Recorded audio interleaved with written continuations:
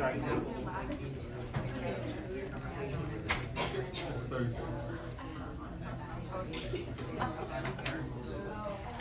this like gonna be fun hard? I don't know why.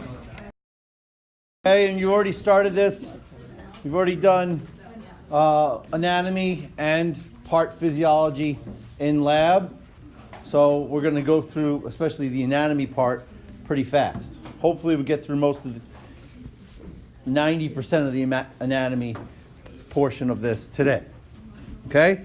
So general function of the respiratory system.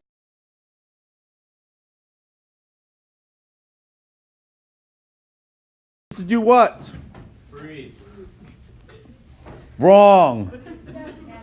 Gas exchanged. Jeez. Breathe. Mouth breather. Anyways. Okay. The respiratory system. Right. This is the overall anatomy of the respiratory system, and yes, its function is for gas exchange. Okay. The respiratory system is broken up into two parts, with the larynx being the boundary between upper and lower respiratory system. Most of the respiratory system is for the organs of the respiratory system are for conducting air, meaning moving air from the outside into the respiratory zone, right? So most of this, all of this right here, say down to there, is the conducting portion. And then this little part, or the end part where the respiratory is the respiratory zone. Okay, so conducting zone, respiratory zone. All right. Upper respiratory system includes the nasal cavity, the nares, the nostrils.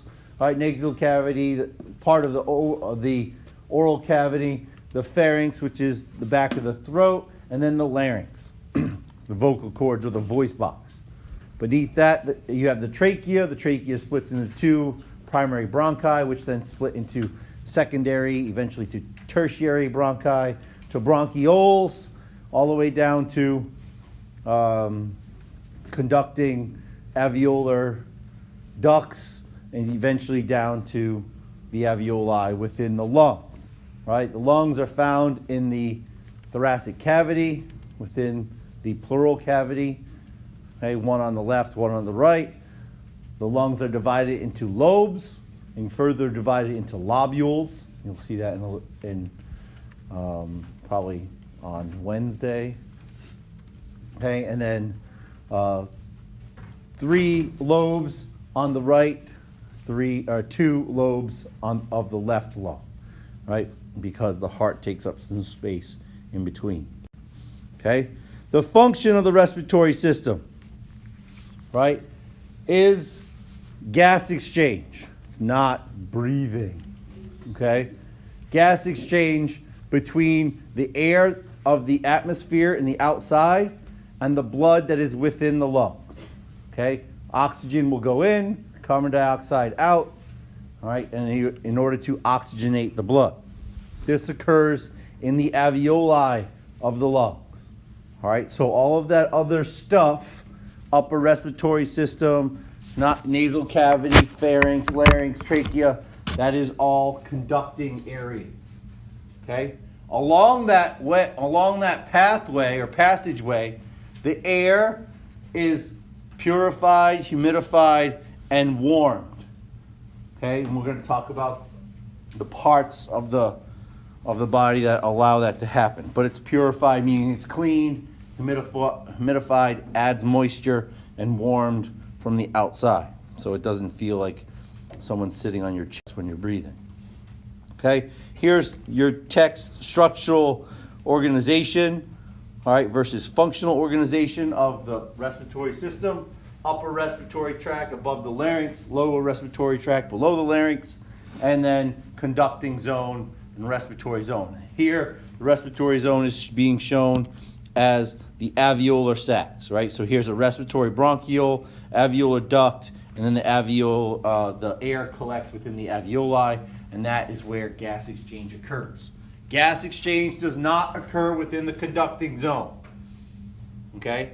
The structure of the conducting zone areas and those tissues do not allow for gas exchange to occur.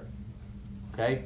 There's quite a bit of connective tissue, right? There is not a lot of blood cells, so gas exchange doesn't work in that area. Understood? Okay, here we go. So, there is a respiratory mucosa that covers the entire respiratory lining, right? It is a mucous membrane.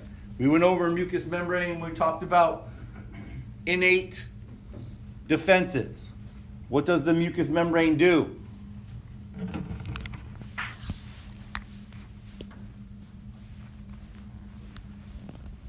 Jack. It traps particles and traps stuff that's going to be potentially could be pathogenic. Okay? The mucosa, all right, is collectively called, all right, is the mucous membrane. All right? It is a respiratory lining, so the air that you breathe in is technically outside of your body. It never crosses cells into your internal space. All right? It is conducted into the alveoli. It is still technically outside of your body. All right? And so you breathe in that outside particles, and particles are outside the body. The mucous membrane helps trap potential pathogens, particles, etc. Okay? Underneath that, there is a lamina propria, right, a connective tissue lining that's present and helps support the overlaying epithelial tissue that lines the lumen. And that respiratory epithelium is different in different areas of the respiratory system. Okay? So there's different structure, histology of the mucous membrane depending upon where in the respiratory system you're looking at. Okay? So the mucous membrane in the alveoli, what is necessary, what structure, what type of epithelium is necessary in the alveoli, knowing its function?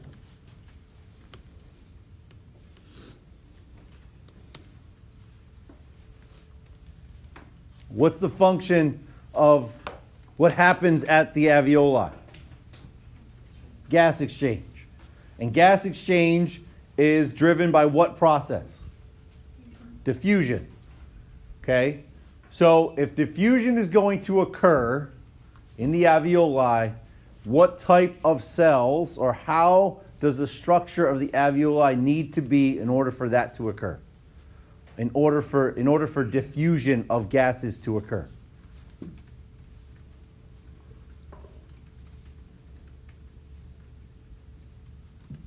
Emma? Thin. What's the thinnest type of epithelial tissue? Simple squamous.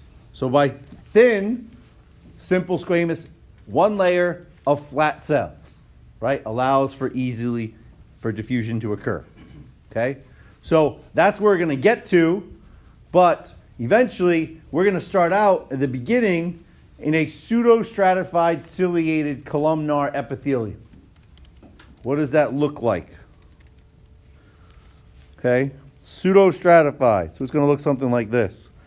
Here's the basement membrane. Okay? Here's a bunch of cells. And they're going to look pseudostratified. So they're going to be boundaries like this.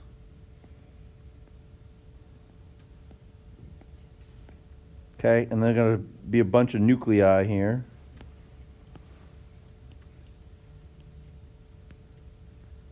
All right, and those nuclei, they don't necessarily line up all at the same point, do they? So they kind of look like they are stratified, right? Pseudo-stratified means it looks multiple layers. Pseudo means false or fake. So fake or false layers. pseudostratified. Okay? And they're ciliated. What does ciliated mean? Joe? It's like hair-like. The hair-like projections. Okay, so you're going to have these hair-like projections off the top, off the lumen area, the apical surface. All right?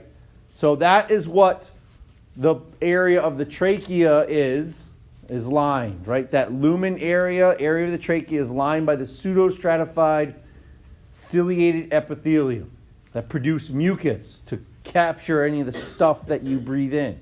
Okay? And then it changes as it goes down further through the conducting zone, right? So that it changes to a simple cuboidal, eventually to a simple squamous, right? Because less and less. Think about as you breathe in, particles are trapped, and then so it's purifying the air as it's inhaled. As it gets down to the alveoli, most of 98%, 99% of the stuff that you've inhaled has already been brought out of the air. Okay? Particles, I don't mean gases or stuff like that, but it's been purified to a point where at the end you don't need the squamous or you don't need the ciliated portion of it. Okay? What's the purpose of the cilia? What's the cilia going to do? What cilia do? They propel something forward. Okay? So this layer of cells is going to produce mucus, okay? Especially the goblet cells you see here that are interspersed or dispersed throughout the pseudostratified layer of cells that are going to produce mucus where particles are going to be trapped in. That mucus then is moved towards the top of the trachea and it is ingested. Normally it's just ingested and goes and is digested by the cells. Okay? In some cases, if you have how many of you ever had a bronchitis or a lower respiratory tract infection? No one in this room has ever had bronchitis. One, okay. Don't be afraid. I know it's after lunch and all, but let's wake up. Well, come on. Okay? So, yes, right? What happens when you have your lungs cough and your lungs hurt? What happens? What do? You cough to produce what? Mucus. What we call sputum. Okay? It's that gross, green, nasty stuff that's projected, right? That gross, green, nasty stuff is dead cells, bacteria, particles that you've ingested, white blood cells, all that other stuff, because there's an infection in your lungs. Okay? When I was about your age, I had a really bad bout of bronchitis. It lasted about 6 months. I went to the health center 3 times, 3 different antibiotics. It was fun. Good times. Okay? So this goes all the way from the nasal cavity to the alveoli, right? So we go with exceptions, right? It gets a progressively thinner epithelium. So we go from pseudostratified, simple ciliated columnar to a simple ciliated cuboidal. This is a very small area, which is in respiratory bronchioles, and usually you won't see those too often. And then eventually get down to your simple squamous epithelium, which forms the alveolar ducts and the alveoli. So the alveolar ducts and the alveoli are part of what part of the respiratory system? What functional part of the respiratory system? Respiratory zone. The respiratory zone. Good. A couple people are awake. All right. So what's produced by these goblet cells is mucus. All right, and it has what's called a mucine protein. The mucines are a group of proteins that are produced that help to provide a sticky type of solution. Right? You know how saliva feels, right? That's kind of that sticky saliva. It also has a high amount of mucine proteins. It's kind of that sticky stuff where it can trap dust, dirt, pollen, fiberglass, whatever else, asbestos that you're breathing in. Okay? Quite a bit is produced daily, and it also includes defenses against microbes that also can be airborne. All right? So, lysozyme. Lysozyme is an antibacterial enzyme. Would lysozyme be considered a adaptive immune response or an innate immune response? Colin. Innate. Why? Because it's not specific, just like Very good. It is not specific to any particular pathogen. It's just there. It will incorporate any type of bacteria or particle and work on it if it can. All right. Also including defensins and immunoglobulins, antibodies. All right. And then sputum is what was the productive. We would say if someone has a productive cough, that means they're producing sputum and they're coughing stuff up. All right. And then with saliva, trapped substances, etc. All right. So questions on the respiratory system, the respiratory mucosa. The mucosa lines this entire system. These are all the organs of the respiratory system, starting at the nose. All right, we'll go through the nose and the nasal cavity and different parts of that. The pharynx, or the back of the throat. The larynx, which is your voice box. All right, so pharynx is, say, back of the throat. Larynx is your voice box. Trachea is the windpipe. Okay, bronchi, and they break into primary, secondary, and tertiary bronchi before they get to bronchioles, and then eventually to alveoli via the alveolar ducts. Okay? Those are all the organs of the respiratory system. I'm going to go through each of them separately. The nose is your only externally visible part of the respiratory system. Air enters the nose through external nostrils, otherwise known as the nares. All right, and then within, just inside the nares, is what we call the nasal vestibule. So skin and hair within the nasal vestibule, the inside of the nose. Those trapping hairs are thick, stiff hairs, what we call vibrissae. All right, so those are distinct type hairs that are within the nose, within the nostrils, that are different than the rest of the cilia that goes throughout the body. Okay? So, and then the nose, right? The nose is a external nose is cartilage on either side, right? Flexible cartilage, and it's separated by what we call the nasal septum. So left and right nostrils, nasal septum. Sometimes someone has a deviated septum. What does that mean? So partial block, yes. Not that they broke their nose, because that has to do with the nasal bone. Deviated, what does deviated mean? Not necessarily not in the middle, but the septum means to separate, right? So the septum separates one air passage from the other. A deviated septum, there's air that can cross from one side to the other. Typically, someone with a deviated septum has like a certain sound breathing when they inhale, all right, or exhale, and sometimes they have problems snoring, sleeping, okay? So there we go.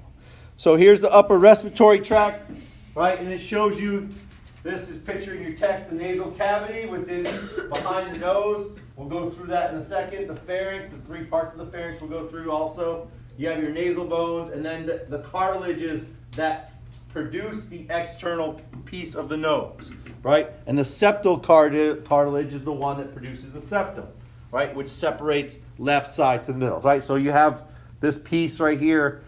Some people have their lovely nose rings through there, okay? If you go up too far, it will be, you have down here, the inferior portion of the nose, right, is just skin. You can go up and you can actually pierce the cartilage as well. Okay?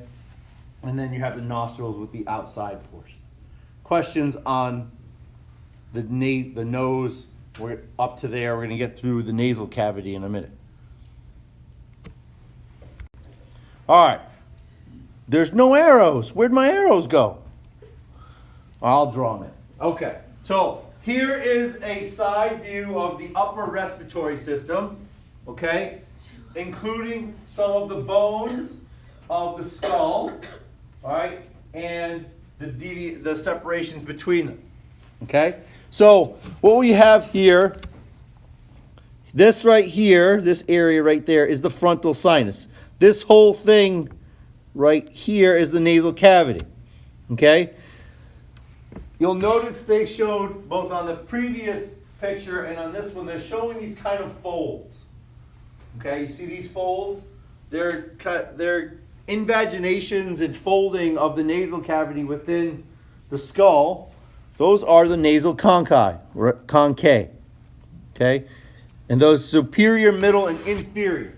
If you recall when we did the skull, when we went over the skeletal systems in the skull, you saw these nasal conchae. There are the ethmoid bone has these ridges and the way it's structured. These conchae are important, okay?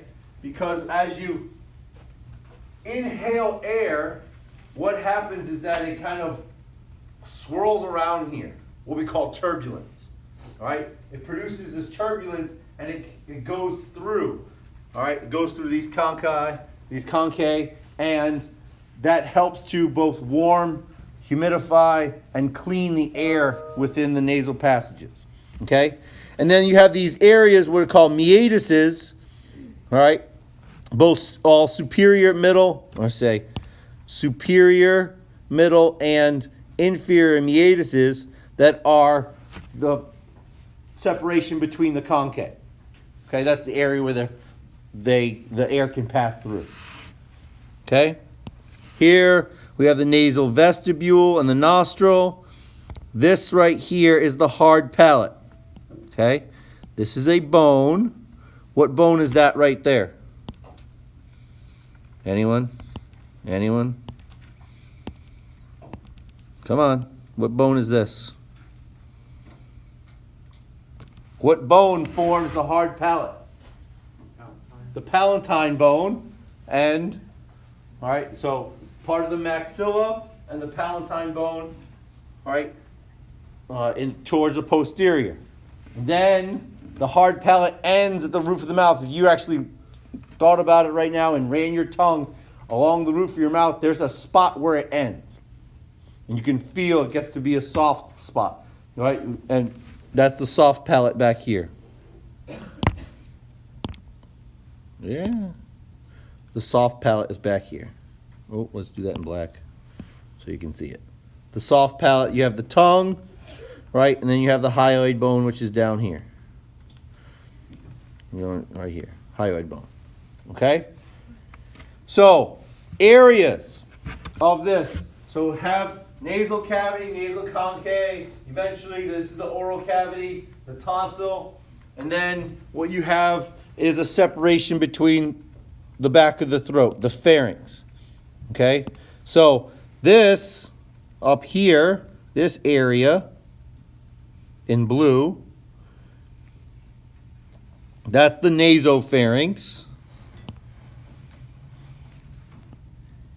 Okay? And then you have behind that is the oropharynx. And then further down before the larynx is the laryngopharynx. Okay? So really all of that, there's just three different areas, naso, or oro, and laryngopharynx before you get to the larynx itself. The larynx is the voice box. All right, this right here, this area right there is the larynx. Includes an area of the epiglottis, the thyroid cartilage, the cricoid cartilage, and a vocal fold. That is the vocal fold right there. Okay, and you have tonsils within the oral pharynx. Right, so we have the palatine tonsil and the lingual tonsil within. All right, and you have also within the nasopharynx, you have an opening of the pharyngotympanic tube. What is the pharyngotympanic tube? Where does it go?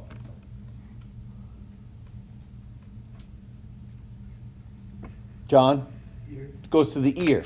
Okay, when we talked about the ear last semester, there's a tube that goes down from the behind the eardrum to the pharynx, which helps equalize pressure on the outside and on the inside of on either side of the tympanic membrane. Okay, questions on the upper respiratory system? Sauce. All right, so the nasal cavity itself. What is usually associated with the nose? What sense is associated with the nose? The sense of smell, right? Otherwise known as olfaction. Okay, within the nasal lining, okay, we have all of those mucus-producing cells, those pseudostratified epithelium. There's also olfactory receptors. Okay, so receptor cells are intermittent and sporadic throughout that nasal lining. So when you inhale, right, particles go into that respiratory system. They dissolve. Those chemicals dissolve, and they stimulate those receptors, and then you get the sensation of smell. Okay, the rest of the cavity is lined with your respiratory mucosa that warms, cleans, and humidifies the air, and that process is enhanced by the nasal concave. More turbulence, more movement of air, passes through more of the respiratory membrane, more particles can be removed. Okay, questions on that? All right, so there's the concave, the lateral walls progression. They help increase surface area and increase the air turbulence. Right, and those bones are called turbinate bones. So part of the ethmoid bone, and the way it's structured, those bones push out. Right, they have those projections to move the air through, and you'll see what it looks like in the next picture. All right, the nasal cavity is separated from the oral cavity by the hard palate and the soft palate. Right, so hard palate is bone, mainly palatine bone. The soft palate is muscle, soft tissue. Okay, so this is what the nasal cavity looks like. This is from your book. Okay, different spots. The choana is the separation, the area between the palate and the top of the opening into the nasal cavity by the nasal pharynx. That's all it is. The uvula, which you didn't mention, that's your hangy-bally thing in the back of the throat. Okay, you can make fun little noises with. We'll talk about the sinuses. There's an opening here within the bones. Okay. See these openings within the skull bones? Those are sinuses. Okay, the sinuses, or what we call paranasal sinuses, they have a couple different functions. They allow for the bones to not be as heavy as they could be. So they reduce the weight of the skull. Okay? Concave, hard palate, soft palate, and the nasal meatus. Questions on that? Let's go over here and we'll see this side. When we cut this poor guy's face off, literally, okay, you can actually see the nasal concave very well. Okay? You see the projections of bone that stick down through that's basically the ethmoid bone. All right, and those projections force air between them, increase surface area, and increase the ability to clear out what it can be inhaled. You also see the sinuses, what you see here. Okay, sinus, and there's a sinus right there. Okay.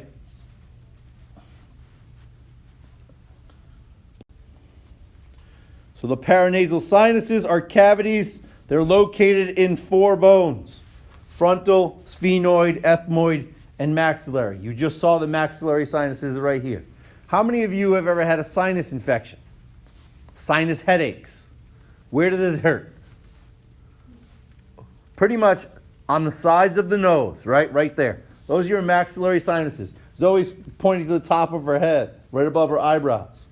Yeah, right there. Those are the frontal sinuses. Okay? For the most part, those are the ones that you can feel really well. The frontal, right above the eyebrows, and right here, right on either side of the nose are your maxillary. Okay? The sphenoid and the ethmoid are a little bit deeper. You can't kind of feel that. Okay? But this is what it looks like. Okay? You have your frontal sinus, again, middle, just above the nose, the maxillary, and then the ethmoid and sphenoid are above the eye. Okay? So sometimes you may get a sinus headache and your eyes might hurt. You might feel right underneath there. That's kind of where those sinuses are, right? And what is a sinus infection?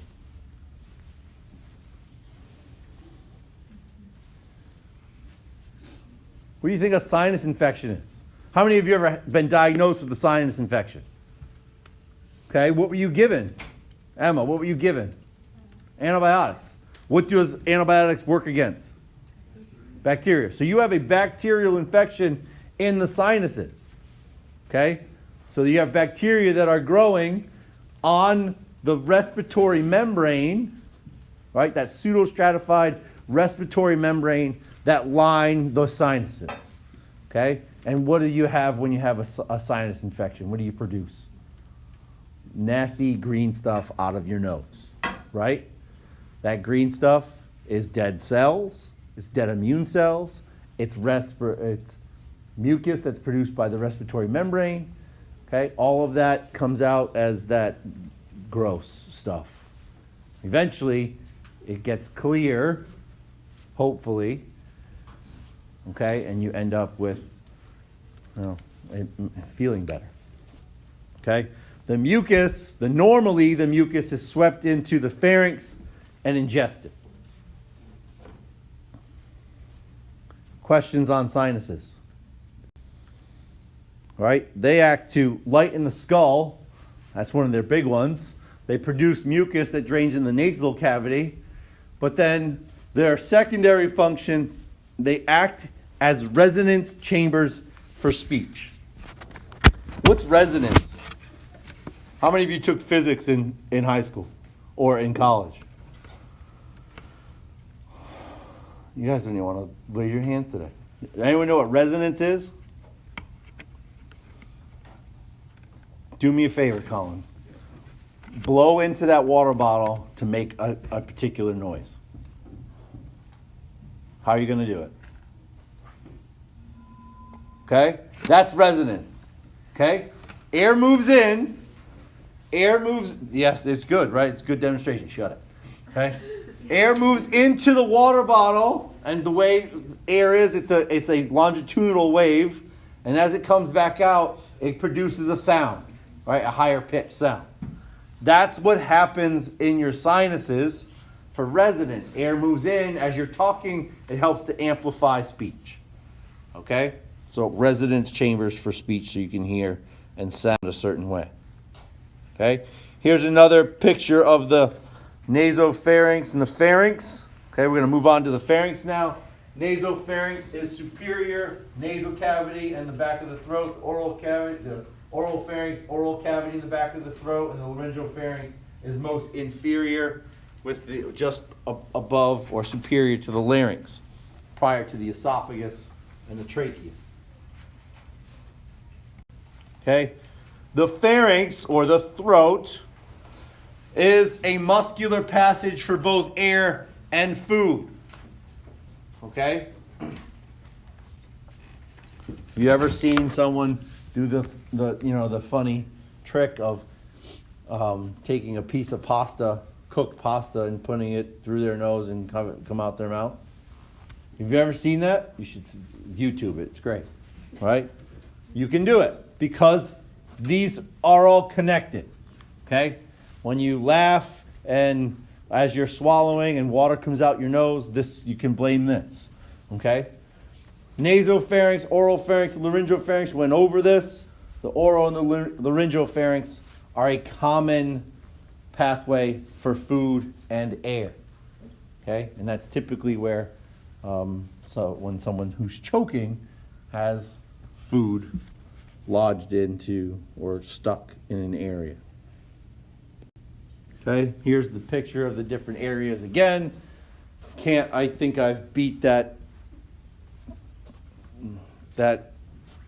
particular material. No, we don't have to cover that anymore. Okay, went over the tubes, right, and the tonsils and where they are. Questions on any of the structures within the pharynx? Okay, the larynx, or the voice box. This routes air and food into proper channels. So we're not going to talk much about the epiglottis in respiratory system. We'll talk about it more when we talk about the digestive system. But this is the route or the direction of where food and air are going to go. Okay? We're going to talk about at this part, when we talk about the trachea in a minute and its structure, the trachea is directly anterior to the esophagus. Okay? Separated by a small smooth piece of smooth muscle. Okay? So as food and air are being moved from the pharynx down, the epiglottis will, when food is moved down from the pharynx, the epiglottis shuts and prevents food from going into the trachea and routes it into the esophagus. When you inhale, the epiglottis is open and allows air to flow into the larynx. Okay? This plays a significant role in speech. Okay? The larynx, the voice box, is composed of 8 rigid hyaline cartilage and a spoon-shaped flap of elastic cartilage. That spoon-shaped flap is the epiglottis. The other 8 pieces of tissue of rigid hyaline cartilage are your vocal cords. Okay?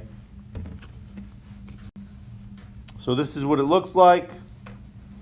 All right, taking it apart. Here's the hyoid bone, right? And then you have cartilage. You have thyroid, hyoid membrane, the thyroid cartilage, right? The laryngeal prominence, what's that? What's the laryngeal prominence? The Adam's apple. Okay? The Adam's apple. And then at the end, at the bottom, you can feel it underneath the Adam's apple. If you find it right here, it's a smaller projection.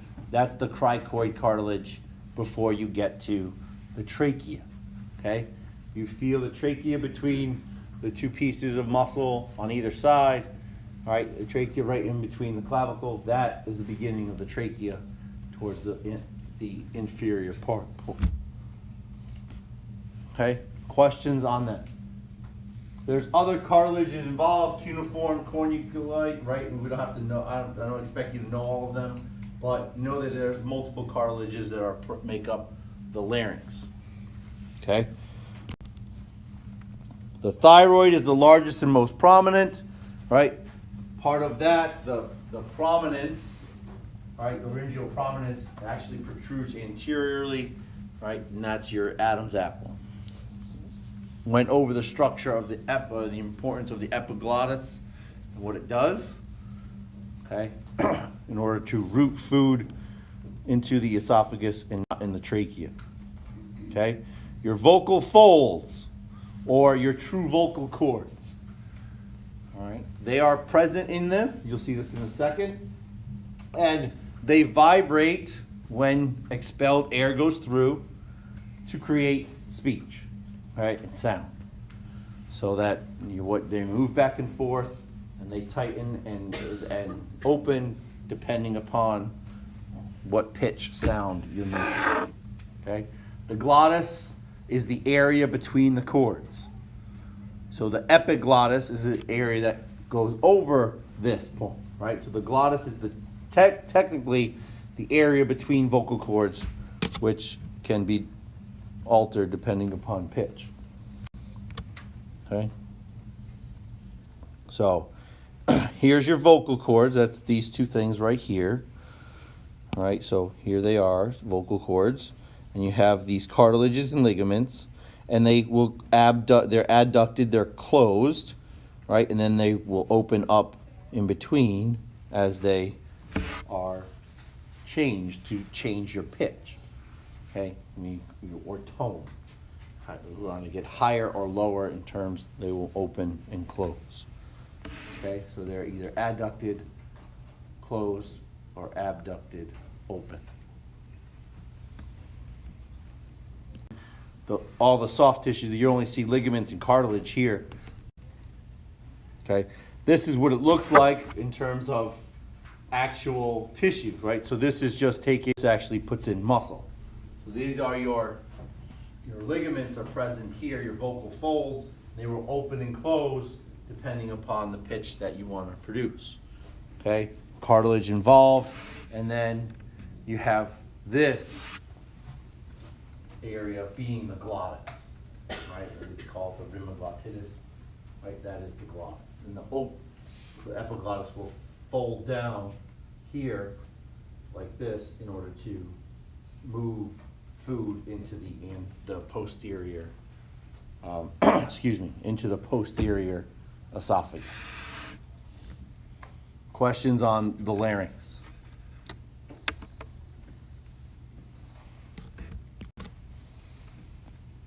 Which brings us to the lower respiratory system. Okay, and the start of the lower respiratory system, which is the trachea or the windpipe. The trachea is a 4-inch long tube, so it's only, we start here at the base of the larynx, and it's only 4 or so inches before it breaks into primary bronchi, before it splits. Okay? The trachea is a tube which is supported by C-shaped rings. So here's your tube. And to the anterior, they are C-shaped rings of cartilage. They actually extend back a little bit more than that. Okay? C-shaped rings of cartilage that prevent this windpipe from collapsing. Okay? Prevent it from collapsing. And this is the anterior, and the posterior is back there. Okay? And that's hyaline cartilage. Why hyaline cartilage and not elastic cartilage?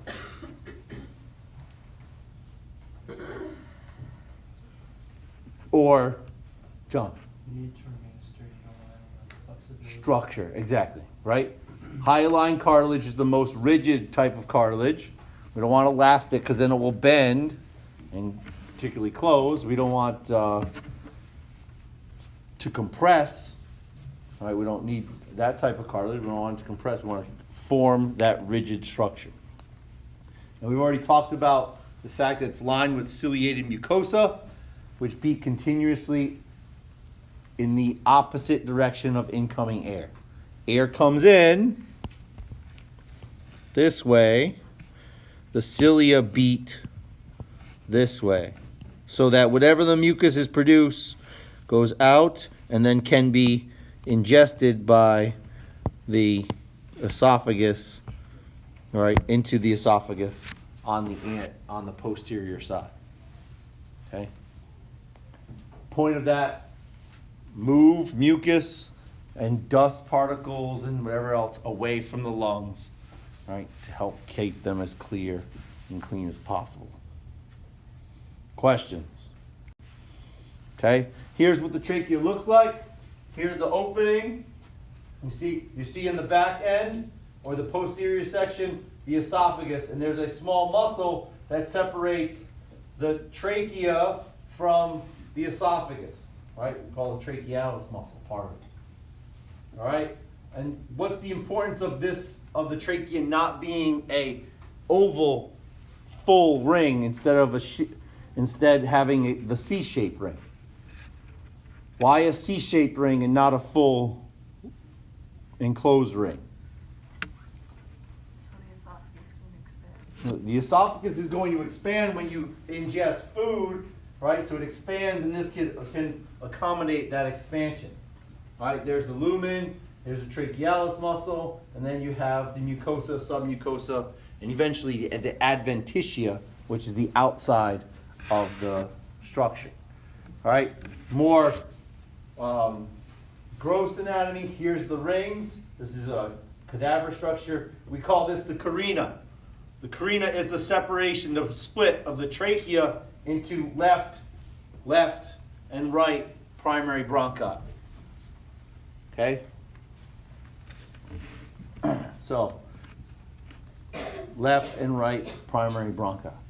As you get into primary bronchi, those C-shaped rings, those cartilage pieces, they're not completely set. In other words, it's not a one piece of cartilage. So as you get into the primary bronchi, right? So if this was in the trachea, if the cartilage was like this in the trachea, okay? In the bronchi, it would be like this. They're just not, they're not uniform. They're not complete rings, right? So they start to break up like this, but then they actually form this other side. So they kind of, what we call cartilage plates, right? So it's like pieces, almost looks like the cartilage is broken up. Well, it becomes less and less important, right?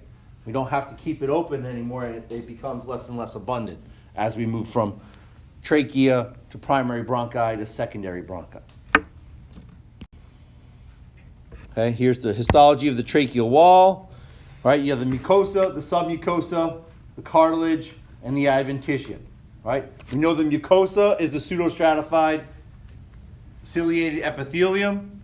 Underneath that is some connective tissue. That's your submucosa. Some nerves, blood vessels that are also in place there. Serous glands, lymphatic tissue. Right, and then you have the tracheal cartilage underneath that. And outside of that is elastic connective tissue. And this breaks it down into different pieces, right? So here's your mucosa, basement membrane, the lamina propria, just connective tissue. Submucosa, you have all that nerve endings, areolar connective tissue, lymphatics, etc. And here's your lumen, where mucus is moved towards the anterior. Here's another picture of the trachea, graphical representation. You see the differences, right? Mucosa, submucosa, and then the hyaline cartilage underneath. All right, we'll pick up there on, before you leave, here's a scanning electron micrograph showing you the cilia of the pseudostratified epithelial tissue.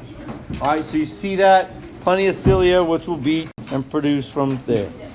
We'll pick up with main bronchi on Wednesday and hopefully get into some physiology.